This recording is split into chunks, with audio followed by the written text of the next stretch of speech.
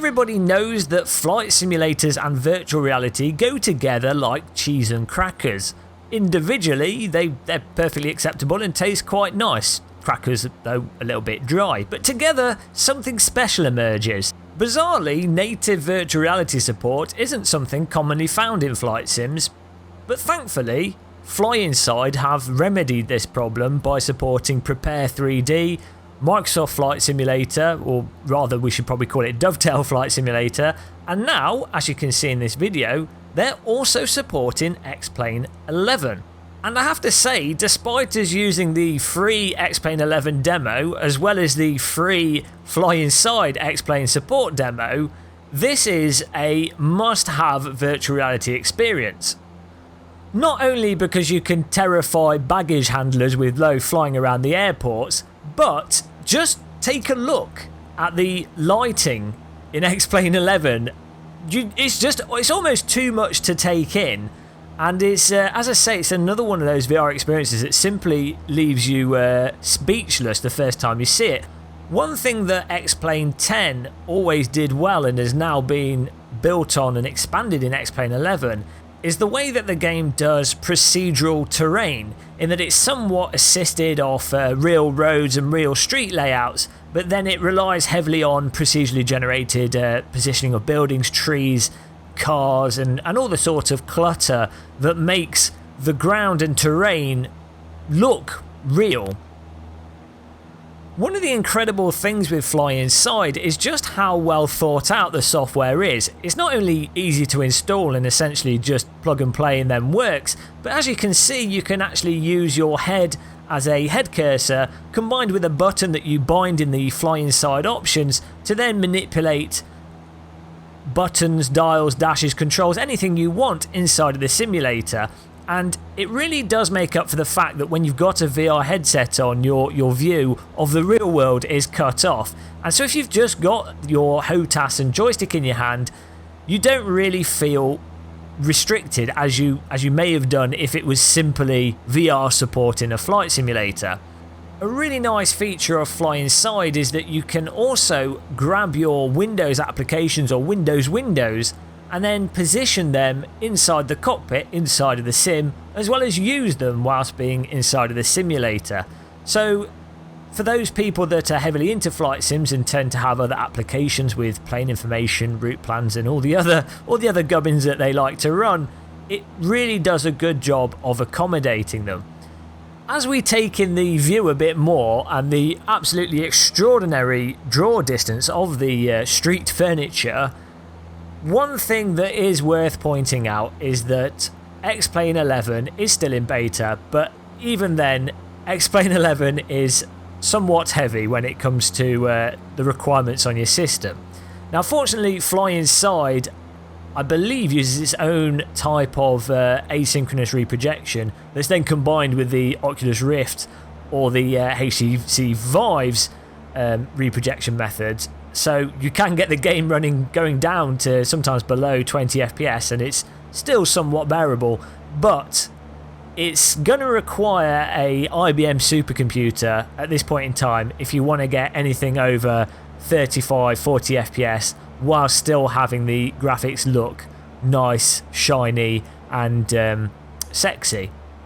To give you a loose idea of performance, we were running this on an i7-6700K running at its core 4GHz clock speed along with a GTX 1070 slightly overclocked in the MSI Afterburner with plus 150 on the core clock and plus 370 on the memory clock. This of course allows me to fly planes whilst also cooking toast. But generally we found it hard to get the frame rate above 50, and often it would be struggling around about the 35 area depending on how complex the scene was. Now, turning off the AA and reducing some of the details does improve things, but I think Xplane 11 still has some way to go until you can expect to hit 60 FPS or even 90 FPS constantly with moderate settings on a standard gaming system.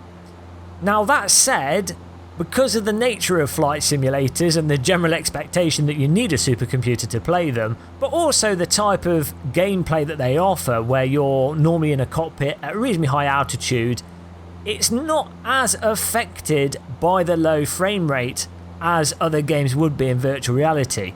Now, those of you familiar with the Seattle skyline at night will be aware that we are flying rather perilously close to the ground, causing some noise complaints and polluting the local neighbourhood, but we are flying towards the Seattle Space Needle.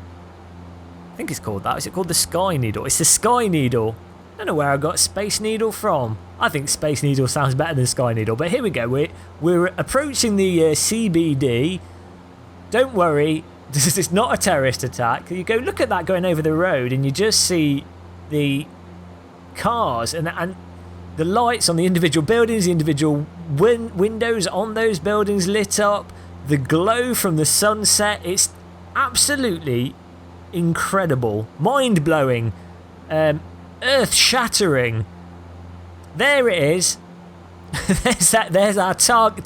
There's our objective. Can't use the word target whilst flying this low to the ground in a Cessna. We're just going to fly around it. You can collide with buildings though, and they do have a slightly more advanced damage system in Xplane 11. As I say, it's the beta at the moment. What tends to happen with the damage is that it says you've burst a tyre. Fly into the ground head first, you've burst a tyre. Lose a wing, you've burst a tyre. I guess generally the outcome would be a burst tyre, so it's not wrong, but it's somewhat humorous when you've plummeted towards the ground at a couple hundred miles an hour and you get the burst tyre warning. So what we're going to do to show off the ground details, and you know, I was just going on about the ground details in this video because that's the most striking visual spectacular aspect of Xplane 11. They've also updated the cockpits, the amount of detail inside of the planes, the operation of the dials, and all the options. There's a whole host of other things that have been improved with Xplane 11, but that'll be for another video. We're turning off the cockpit lights, and we're going to now attempt to turn off the engine. Might be aware that I'm not that versed in the operation of this Cessna. I don't even know if it's a Cessna. It's a small aeroplane, so we'll call it a Cessna. We're going to turn the fuel mixture off. We're going to then put the engine throttle all the way down, and there's some switches to the left that look like switches that shouldn't be turned off. So we're going to turn them off, and we're going to do an emergency landing. Okay, we put the cabin lights back on because we want to be able to totally blow out our eyes. I don't know what the exact procedure would be for landing on a road, but we're going to attempt it.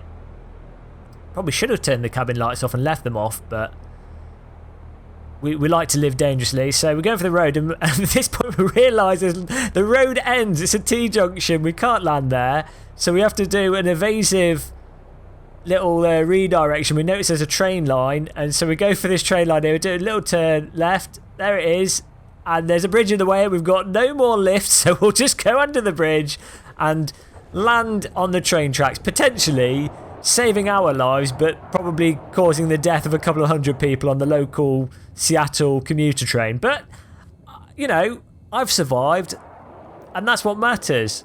Nice, there you go, nice tyre scrub sound, and we've landed. Of course, the links to the downloads for all of this are in the video description. Don't forget to subscribe to the channel and check out our other videos. Thank you very much for watching, and I hope you have a good day today. Until the next video, I'll see you guys. Goodbye.